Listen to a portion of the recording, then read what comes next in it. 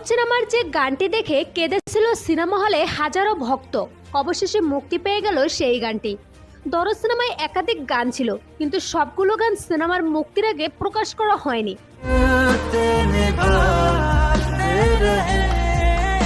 তবে সবথেকে বেশি আগ্রহ নিয়ে যে গানটি অপেক্ষায় ছিল, সেই জিন্দেগি হে তুজে মুক্তি পেয়ে গেল আজ। গানটিতে রয়েছে আবেগ, মায়া ও কষ্টের অনুভূতি। গানটি সিনেমা হলে শুনে অনেকেই কেঁদেছিল বলে জানিয়েছে একাধিক ভক্ত। গানটি গেয়েছেন জনপ্রিয় গায়ক রাজ বর্মন।